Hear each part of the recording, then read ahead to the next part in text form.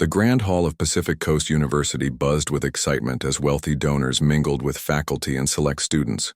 Crystal chandeliers sparkled overhead, and waiters glided through the crowd with trays of champagne. In one corner, 22-year-old Lily stood awkwardly in her only formal dress, a simple black number she'd found on clearance 3 years ago. She tugged at the hem, wishing she had something more appropriate for such an event. As a physics student with remarkable talent but empty pockets, Lily wouldn't normally be invited to such gatherings.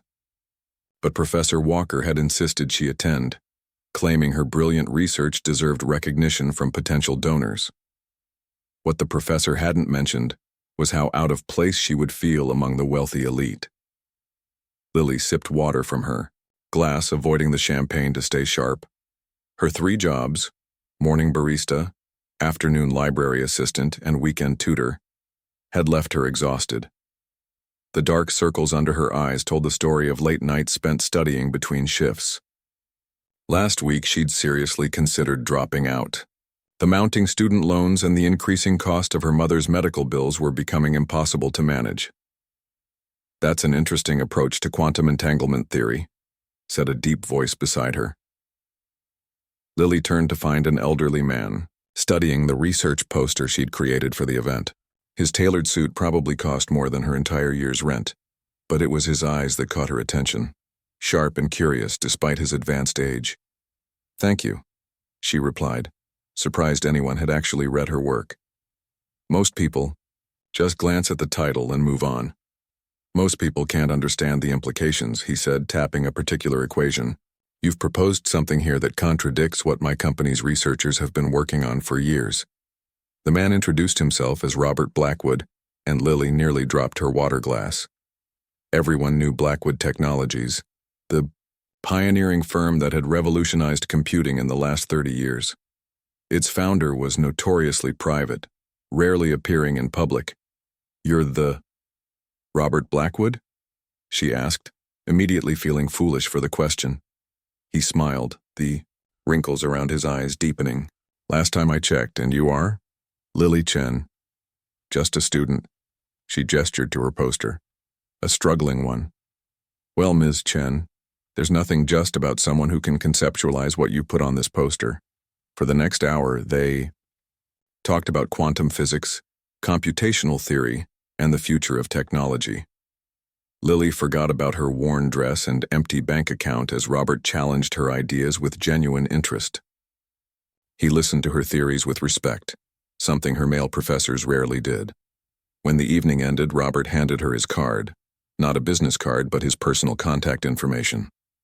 "I'd like to continue our conversation if you're interested," he said. "Perhaps over lunch next week?"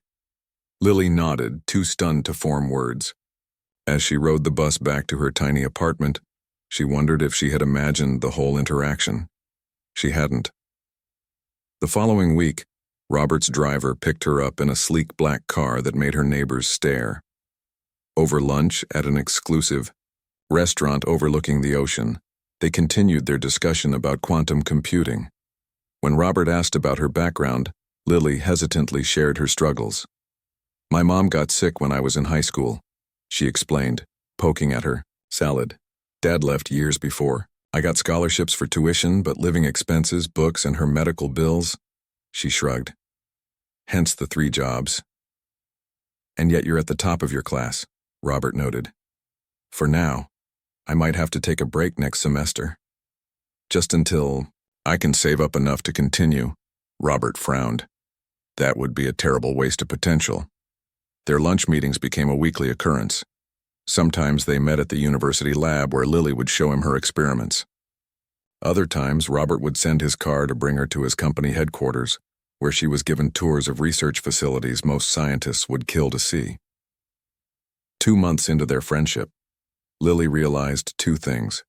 She was developing genuine affection for Robert despite their 56-year age gap, and her financial situation had reached a breaking point. Her mother needed a procedure that insurance wouldn't fully cover, and Lily had maxed out her last credit card to pay rent. On a cool autumn evening, Robert invited her to his home, a stunning modern mansion perched on the cliffs overlooking the Pacific. Floor-to-ceiling windows captured the sunset, painting the minimalist interior in gold and crimson. Unlike the sterile luxury Lily had expected, Robert's home contained overflowing bookshelves, complex chess games in progress, and whiteboards covered in equations. "You live alone in all this space?" she asked as he showed her his personal laboratory. "My wife passed 12 years ago," he said quietly. "We never had children. She was a brilliant biologist. She would have liked you." Over dinner prepared by his personal chef, Robert seemed unusually nervous. He kept checking his watch and second-guessing the wine selection. "Is everything okay?" Lily finally asked. Robert set down his fork and looked directly into her eyes. "I have a proposition for you, but I'm afraid you'll misunderstand my intentions." Lily's stomach tightened. Despite their friendship, she wasn't naive. An older, wealthy man, a younger, struggling woman. She knew how these stories typically went. "I'm dying," Robert said simply. The words hung in the air between them. Lily reached for her water glass to steady herself. "What?" "Pancreatic cancer. Terminal. I've gotten several opinions, tried experimental treatments. I have perhaps a year left, likely less." "But you seem so healthy," Lily whispered, tears forming in her eyes. In just 2 months, this man had become important to her. A mentor, a friend, someone who saw her potential when everyone else just saw her circumstances. "Good doctors, good medications," he said with a wry smile. "But time is something even I can't buy." He reached across the table to take her hand. "I've lived a full life, Lily. Built a company, traveled the world, loved a wonderful woman. My only regret is having no one to leave my legacy to. Not just my money, but my work, my ideas." "Why are you telling me this?" Lily asked, though she suspected she knew the answer. "Marry me," he said. The directness of his proposal matched everything else about him. No flowery words or emotional manipulation, just honest communication. Lily pulled her hand away. "Robert, I care about you, but not in that way. And you can't possibly—" "This isn't about romance," he interrupted gently. "Though I do care for you deeply. This is about legacy and opportunity. You're the most brilliant mind I've encountered in decades. Your work could change the world if you had the resources." He explained his proposal in practical terms. A marriage would give Lily immediate access to funds for her mother's medical care. It would allow her to finish her education without financial stress. Most importantly, it would position her to continue Robert's research after he was gone. "My board of directors will fight to control my company once I'm gone," he explained. "They'll prioritize profit over innovation. But a wife, especially one with your scientific understanding, would have legal standing they couldn't easily dismiss." "People will talk," Lily said, thinking of the campus gossip that would inevitably follow. "They'll say I married you for your money." "Let them talk," Robert replied with a shrug. "We'll know the truth, that this is a partnership of minds." Lily didn't answer immediately. She went home and thought about it for days, making lists of pros and cons, analyzing the situation from every angle as she would a scientific problem. She discussed it with only one person, her mother, who listened without judgment. "Do you respect him?" her mother asked. "More than anyone I've ever met," Lily answered honestly. "And does he respect you? Your mind, your independence, your future?" "Yes," Lily said without hesitation.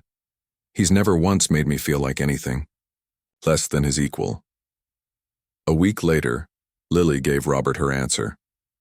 They were married in his garden overlooking the ocean, with only her mother and his longtime housekeeper as witnesses.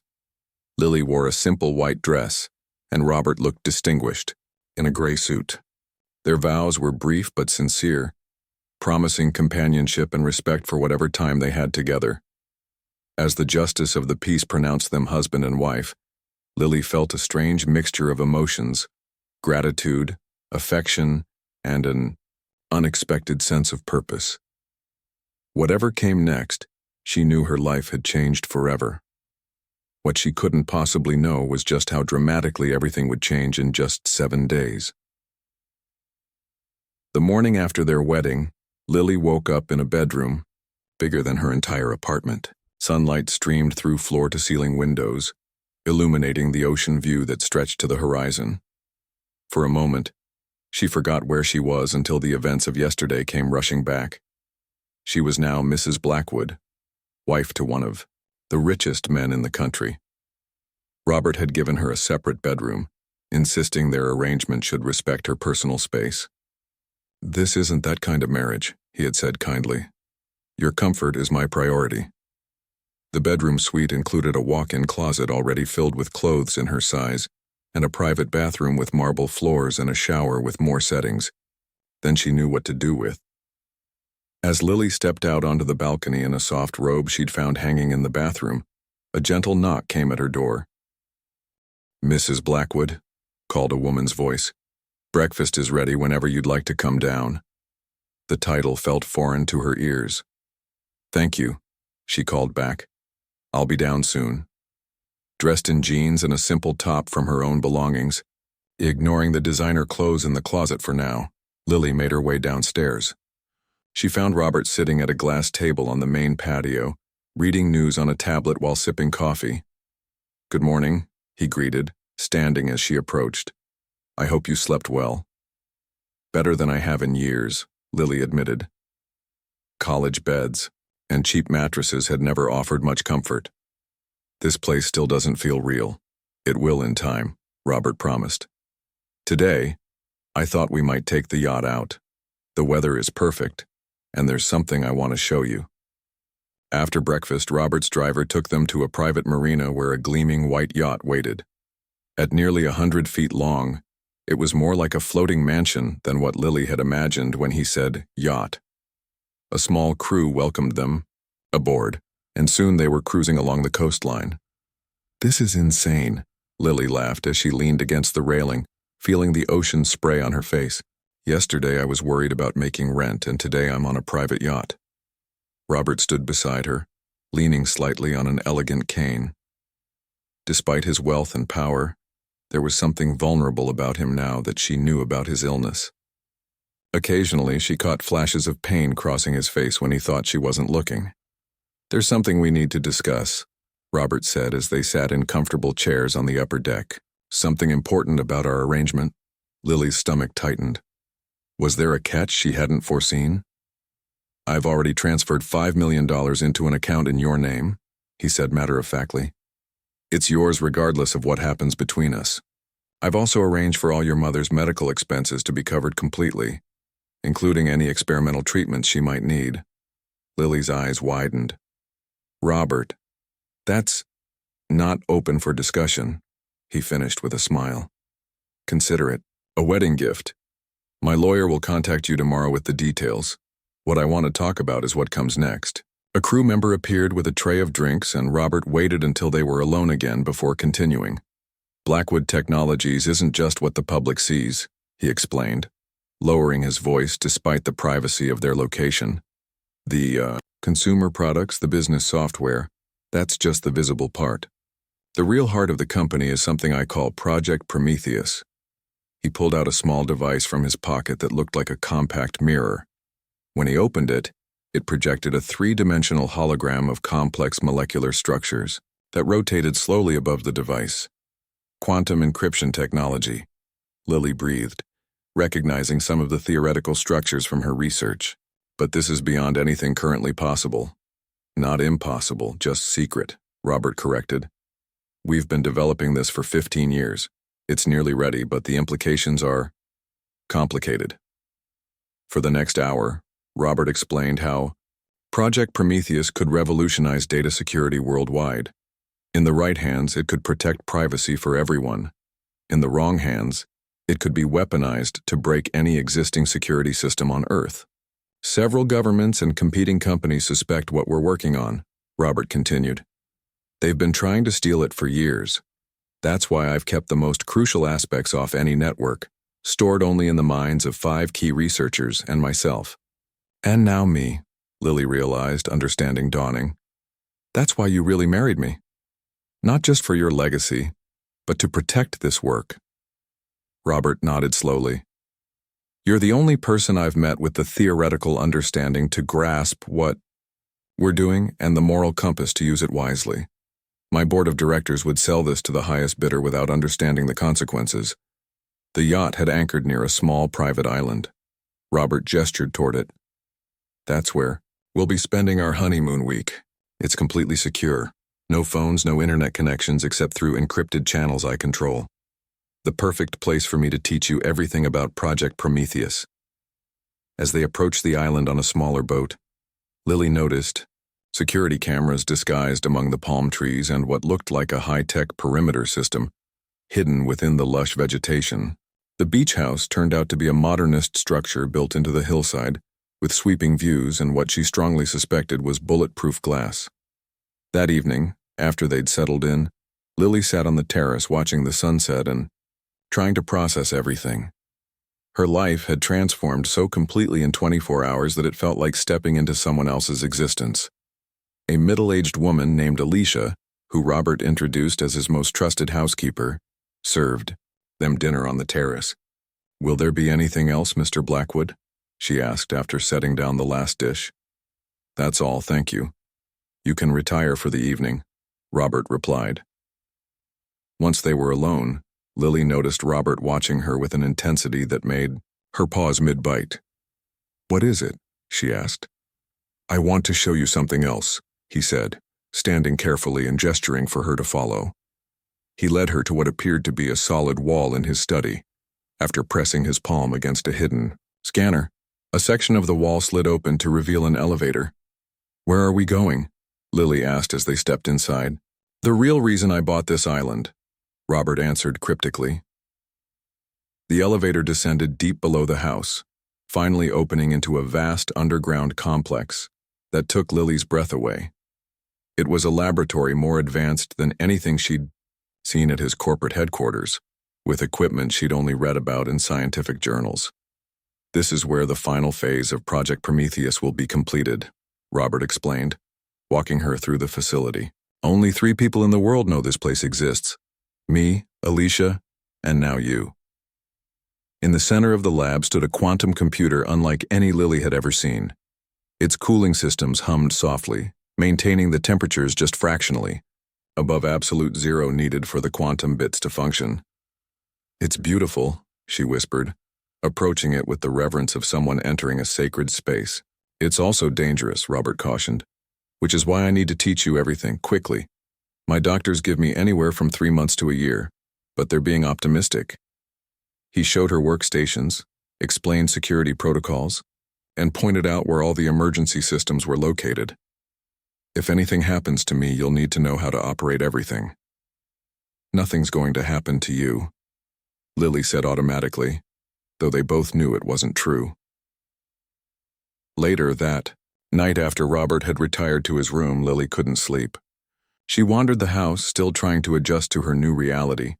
In the kitchen, she found Alicia making tea. "Couldn't sleep either?" the housekeeper asked with a kind smile. "It's a lot to take in," Lily admitted, accepting the cup of tea Alicia offered. "He's never brought anyone here before," Alicia said quietly. "Not in the 15 years I've worked for him." "You care about him," Lily observed. "He saved my life once," Alicia replied simply. "I've been loyal ever since. Whatever he sees in you, it must be special." Over tea, Alicia shared stories about Robert that humanized him beyond the brilliant billionaire Lily had come to know. How he still called his late wife's cell phone sometimes just to hear her voicemail. How he donated anonymously to children's science programs in underserved areas. How he remembered the birthdays of everyone who worked for him, no matter how junior. "Get some rest," Alicia advised as they finished their tea. "The next few days will be intense. He has much to teach you and not much time to do it." That night, as Lily finally drifted off to sleep, she couldn't shake the feeling that despite the luxury surrounding her, she had stepped into something far more complex and potentially dangerous than she had imagined. The honeymoon had barely begun, and already she sensed that Robert wasn't telling her everything. What else might she discover in the coming days? On the 3rd morning of their stay on the island, Lily woke to the sound of raised voices. She slipped out of bed and moved quietly toward her bedroom door, pressing her ear against it.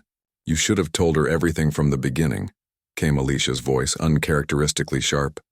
And risk scaring her away? Robert replied, his tone weary. She needs time to adjust before I add more complications. Time is exactly what you don't have, Alicia countered. The doctor said. I know what they said, Robert snapped. Then more softly. I know. Lily waited until their footsteps faded before emerging from her room. Whatever Robert was still hiding, she was determined to find out. After a quick breakfast alone, Robert had apparently gone to the lab already. She decided to do some exploring. The island house was larger than it appeared, with wings that stretched into the hillside. Most doors opened freely to her touch, revealing guest rooms, offices, and storage areas. But one corridor ended in a door that remained stubbornly locked, with a keypad that flashed red when she touched it. Later that morning, Robert invited her back to the underground lab to continue her introduction to Project Prometheus. His health seemed worse today. His movements were slower, and he paused frequently to catch his breath. The quantum encryption algorithm is stored in fragments, he explained, showing her a series of equations on a specialized display. No single person has all the pieces except me. Today we'll begin transferring that knowledge to you.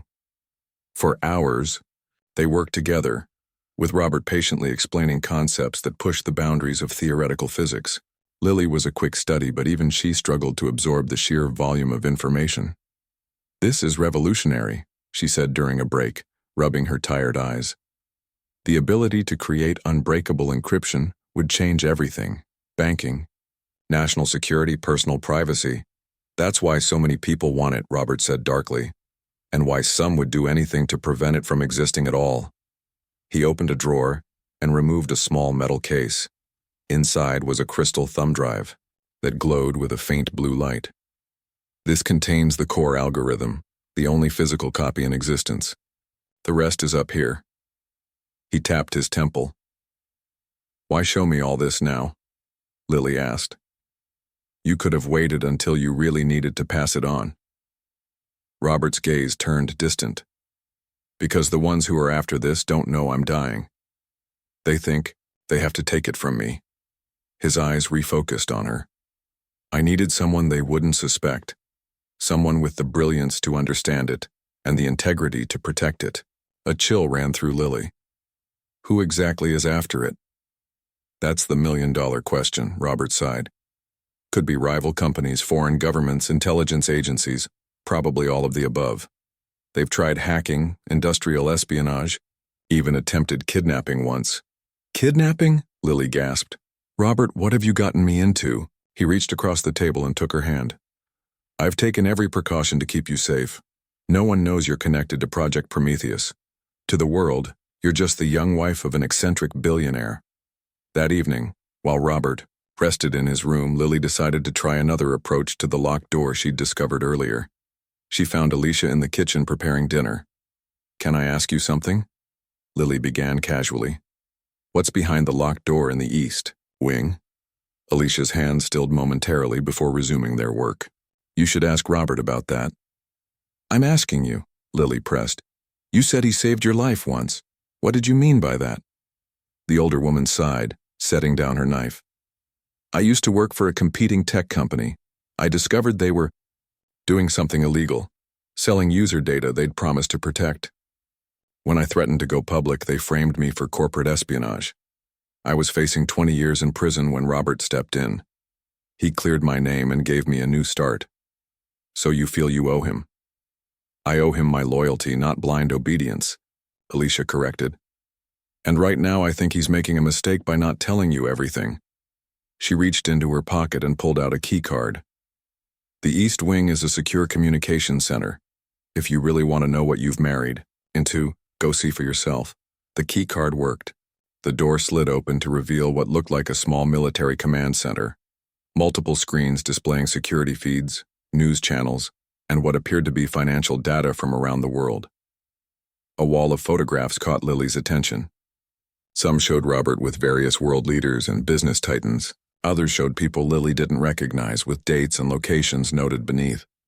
One screen was running what looked like facial recognition software, scanning through airport security footage. Another displayed a map with blinking red dots, moving across it in real time. Trying to find me, I see. Lily whirled around to find Robert standing in the doorway, leaning heavily on his cane. His expression wasn't angry, just resigned. "What is all this?" she demanded. "Are you some kind of spy?" "Nothing so dramatic," he replied, moving slowly into the room. "Just a very cautious man with valuable intellectual property." He gestured toward the screen with the moving dots. "Those are known industrial spies who've made attempts on Blackwood Technologies in the past. I like to keep track of their movements." He lowered himself carefully into a chair. "I should have shown you this place myself. I was going to, tomorrow." Alicia clearly had other ideas. "She thinks you're running out of time," Lily said quietly. "She's right." Robert's voice was matter-of-fact. "The doctors gave me 6 months. That was 4 months ago. The pain medications are becoming less effective each week." The revelation hung in the air between them. Lily had known he was ill, but somehow the specificity of his timeline made it more real. "There's something I need to show you," Robert said, turning to a keyboard. He typed in a complex password, and a hidden drawer slid open beneath the desk. From it, he removed a thick envelope. "This contains everything you'll need if something happens to me. Account numbers, passwords, contact information for people you can trust." "Stop talking like you're going to die tomorrow," Lily said, her voice catching. "Not tomorrow, no. But soon." Robert handed her the envelope. "And when it happens, certain people will move quickly to try to take control of Project Prometheus. You need to be ready." Lily took the envelope, feeling its weight in her hands. "Why me?" "There must have been other scientists, other people you could trust." "None with your specific combination of qualities," Robert said with a small smile. "Your paper on quantum entanglement theory, it approached the problem from an angle no one else had considered. You solved in 3 pages what my team of PhDs had been struggling with for years. That's when I knew it had to be you." A sudden beeping from one of the monitors interrupted them. Robert wheeled his chair over and frowned at the screen. "What is it?" Lily asked, coming to stand behind him. "One of our security protocols was just triggered," he said, typing rapidly. "Someone's trying to access our satellite uplink." More alarms began to sound, and Robert's fingers flew across the keyboard. "It's happening sooner than I expected," he muttered. "They must have tracked us to the island somehow." "Who?" Lily demanded, her heart racing. "Who's coming?" Robert looked up at her, his eyes deadly serious. "Remember I told you about rival companies and government agencies? It seems they've decided to work together." He pointed to another screen showing a radar image. "That's a boat approaching from the north, not registered to any of my security teams." He pressed a button and steel shutters began lowering over all the windows of the house. "Alicia," he called into an intercom. Protocol read. "Now." Turning back to Lily, he gripped her hand tightly. "Listen carefully. We don't have much time. There's a hidden passage from the main lab that leads to an underwater dock. If anything happens, get to the submarine and take this." He pressed the crystal thumb drive into her palm. "The startup sequence is already programmed. It will take you to the mainland." "I'm not leaving you," Lily protested. "You might not have a choice," Robert replied grimly. "My security team will handle this, but if they fail, your escape is the contingency plan. Promise me you'll go if I tell you to."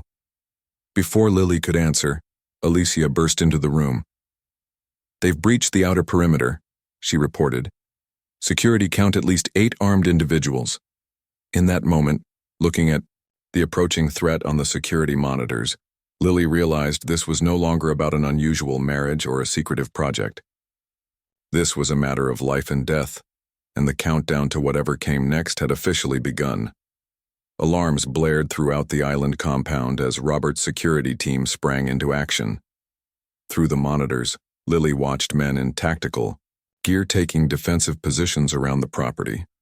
The contrast between the peaceful paradise she'd experienced over the past few days and the current chaos was jarring. "Get her to the lab," Robert instructed Alicia, his voice suddenly firm and commanding despite his frail appearance. "I'll coordinate from here." "What about you?" Lily protested as Alicia took her arm. "I'll join you shortly," he promised, though something in his eyes told Lily he wasn't being entirely truthful. "Go. Now." Alicia led Lily through a hidden panel in the bookcase that opened into a narrow stairwell. "These passages connect the entire compound," she explained as they hurried downward. "Robert built this place like a fortress." "Who are these people?" Lily asked, the reality of the situation finally sinking in. "What do they want?" "The same thing everyone wants from a dying billionaire. Control of his legacy." Alicia's voice was grim, but in Robert's case, that legacy could change the balance of power in the world. They reached the underground lab, where 2 security guards were already waiting.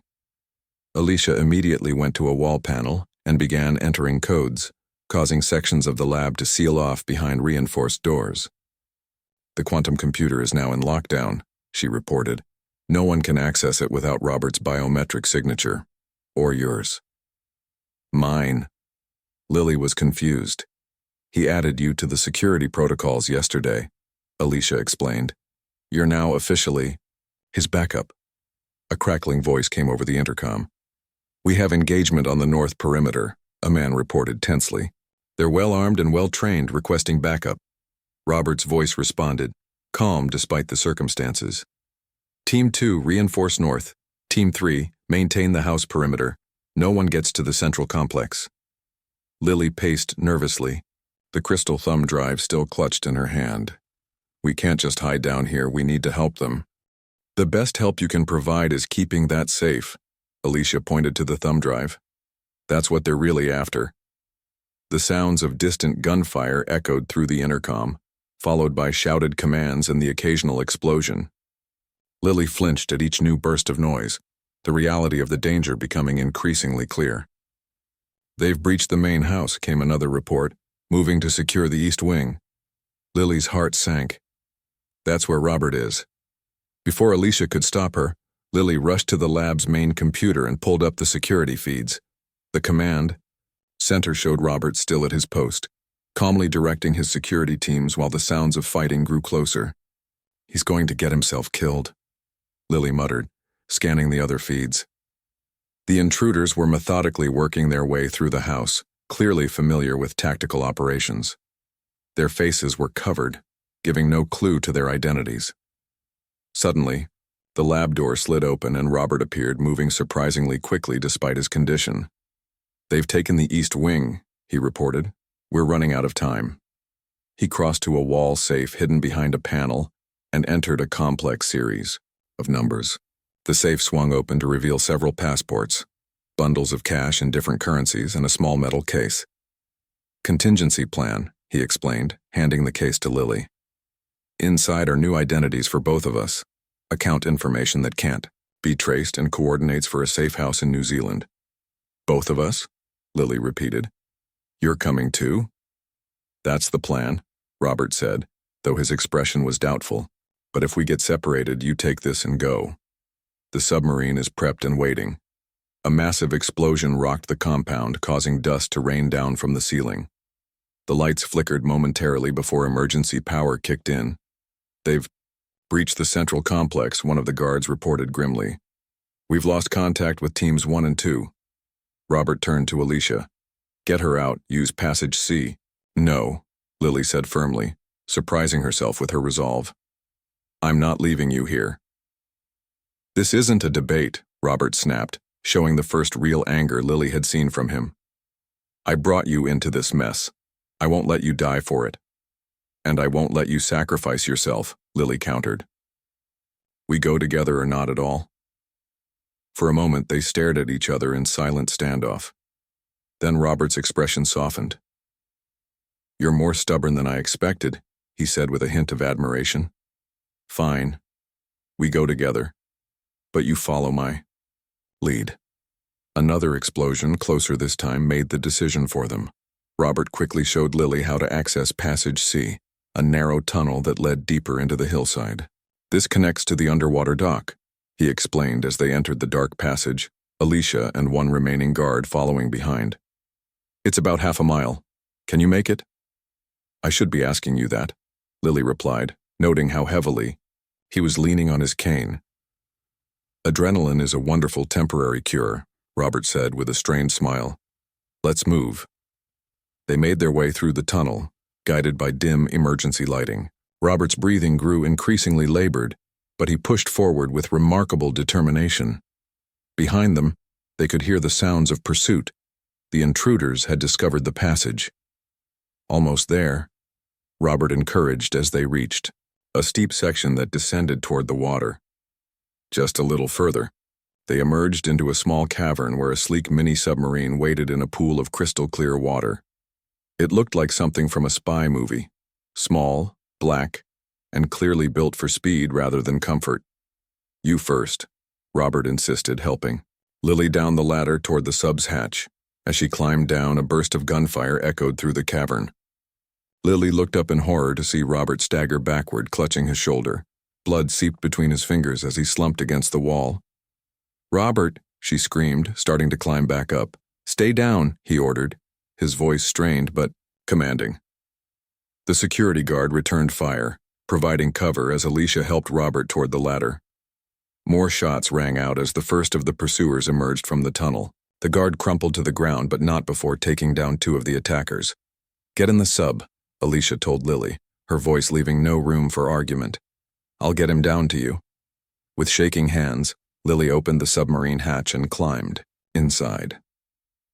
The interior was cramped but efficiently designed, with two pilot seats and a small area in the rear that might serve as emergency medical space.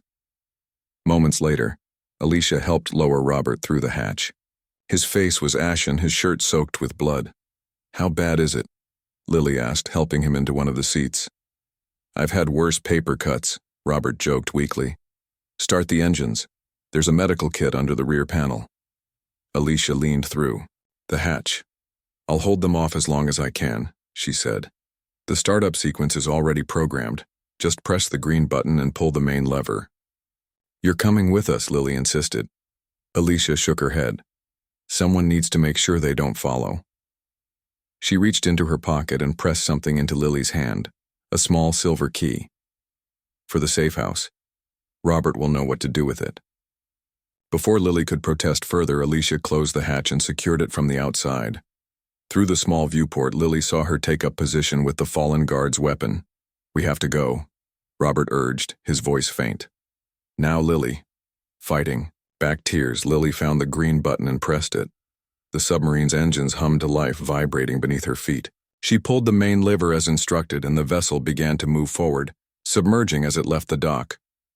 Through the viewport, the last thing Lily saw was Alicia exchanging fire with the incoming attackers. Then they were underwater, the blue glow of the submarine's lights illuminating their escape path through an underwater tunnel. "Coordinates are preset," Robert managed, his breathing shallow. "It'll take us to a private marina about 30 miles down the coast. We have friends waiting there." Lily turned her attention to his wound, finding the medical kit and struggling to remember her basic first aid training. The bullet had gone through his shoulder, which she knew was better than having it lodged inside.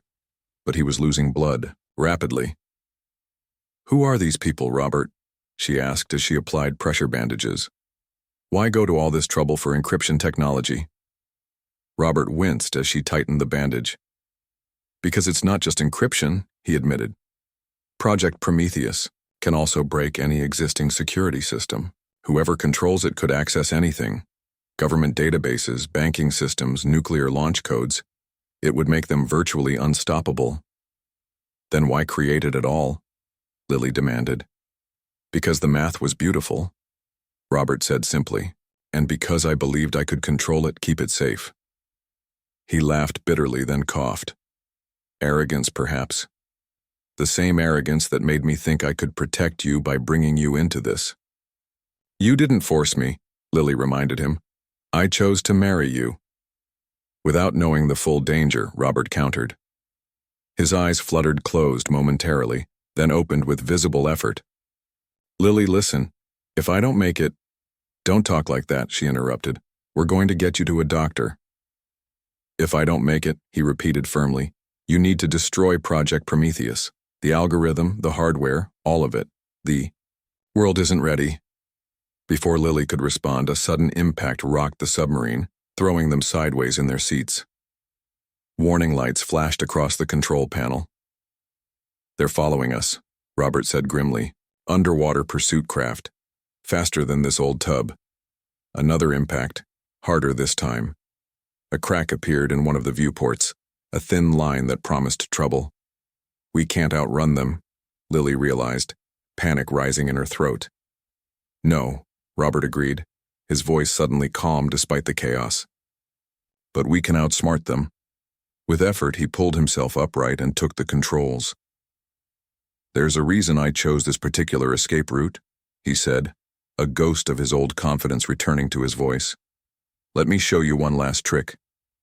Despite his injury, Robert's hands moved confidently over the submarine's controls. Blood seeped through his bandages, but his eyes were clear and focused. See that narrow passage ahead? He asked, pointing to a dark crevice in the underwater cliff face. It leads to a network of caves. The locals consider it too dangerous to explore. And that's where we're heading? Lily asked, gripping her seat as another impact rattled the vessel. Exactly, Robert confirmed. Our pursuers have faster vessels, but they're also larger. They won't be able to follow us through. He guided the submarine toward the narrow opening, their lights illuminating jagged rocks on either side. The passage looked barely wide enough for their small craft. Hold on, Robert warned as they approached the entrance. This will be tight. The submarine scraped against rock as they entered, the sound of metal grinding against stone sending shivers down Lily's spine. Warning lights flashed as proximity alarms screamed. Can't they just wait for us at the other end? Lily asked, watching the pursuing lights grow distant behind them. There is no other end, Robert replied grimly. At least none that they know about. The passage twisted and turned, opening occasionally into larger caverns before narrowing again. Robert navigated with surprising skill for someone who was losing blood by the minute. How do you know these caves so well? Lily wondered. I mapped them years ago, he explained, his voice growing weaker. Always. Prepare an escape route that others don't know about.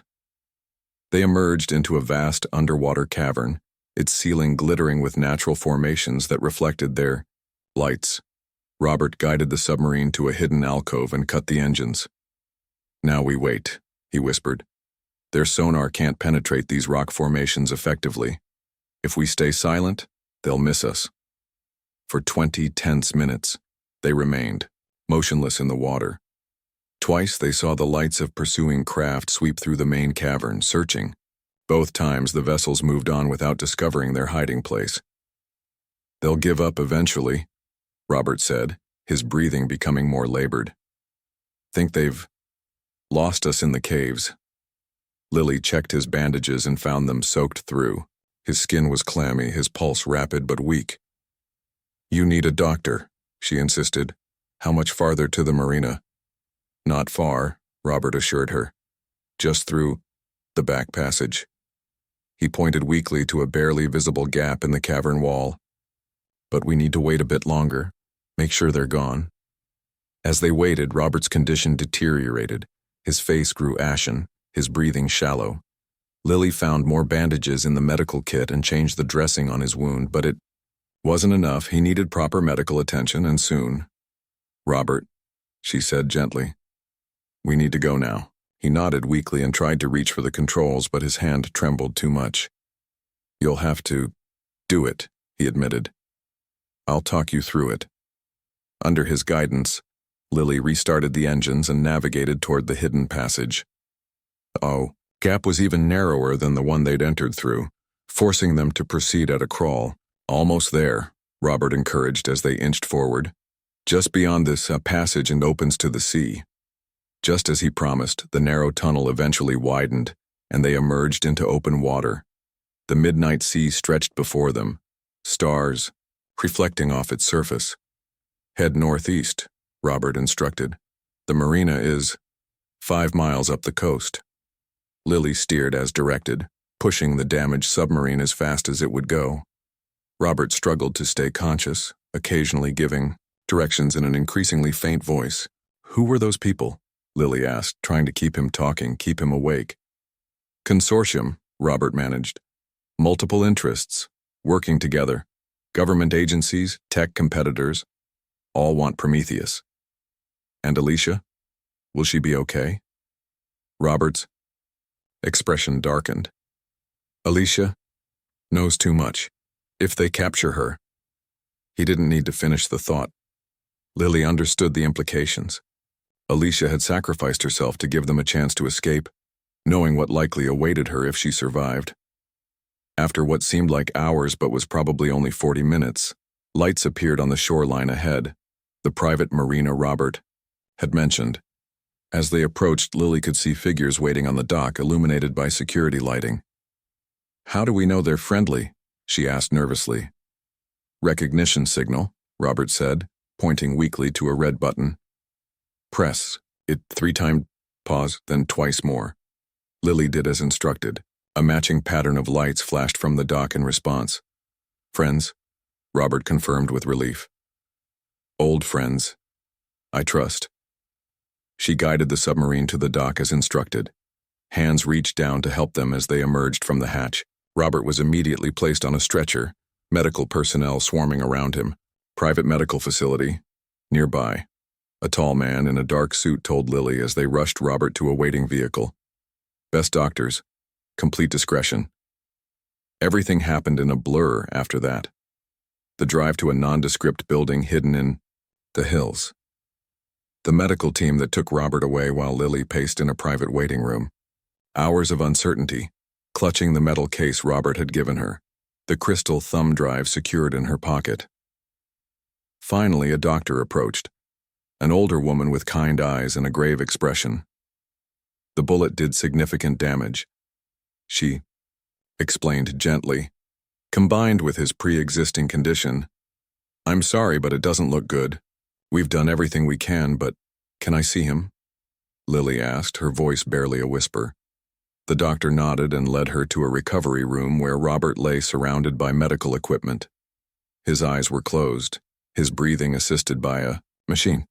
He looked smaller somehow, frailer than she'd ever seen him. Robert, she called softly, taking his hand. His eyes fluttered open, focusing on her with effort. You made it, he whispered, a ghost of a smile crossing his face. We both did, Lily assured him, squeezing his hand. Thanks to your secret passage. Always have a backup plan, he managed. His gaze grew more intense. The drive, you still have it? Lily nodded, patting her pocket. Safe and sound? Good. Robert seemed to relax slightly. Lily, you need to decide. Decide what? Whether to destroy it? Or use it? His voice was fading, each word an effort. I thought I knew what was right. Now I'm not sure. The world needs protection, but power like this, in the wrong hands. Don't worry about that now, Lily urged. Just focus on getting better. Robert shook his head slightly. No more. Getting better. We both know that. He squeezed her hand with surprising strength. I'm sorry and for bringing you into this, but not sorry for meeting you. I'm not sorry either, Lily said, tears spilling down her cheeks. Not for any of it. A small smile touched Robert's lips. In another time, another life. He didn't finish the thought, but he didn't need to. Lily understood. There's one more thing, he said after a moment, his voice barely audible. In the case, a letter, everything you need to know, people you can trust. His eyes locked with hers. Your choice now. Your legacy too. His breathing became more labored, and the monitors around him began to signal distress. Medical staff rushed in, gently moving Lily aside as they worked to stabilize him. Please wait outside, the doctor urged, guiding Lily toward the door. Through a haze of tears, Lily watched as they fought to save Robert's life.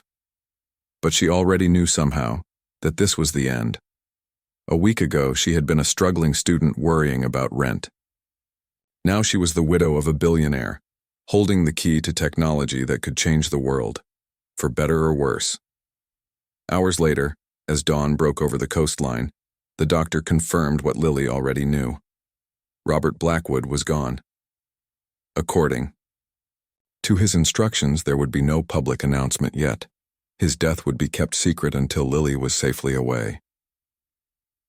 The tall man who had met them at the dock approached her as she sat numbly in the waiting room. "Mrs. Blackwood," he said formally. "I'm Thomas. I worked with your husband for 20 years. He left instructions for me to assist you, whatever you decide." "What happens now?" Lily asked, feeling lost. "That depends on you," Thomas replied. Robert left everything prepared. Multiple options, multiple identities. You can disappear with the technology, destroy it, develop it in secret, or release it to the world. The choice is entirely yours. Lily thought about the metal case in her lap, the letter she hadn't yet read, the crystal drive in her pocket.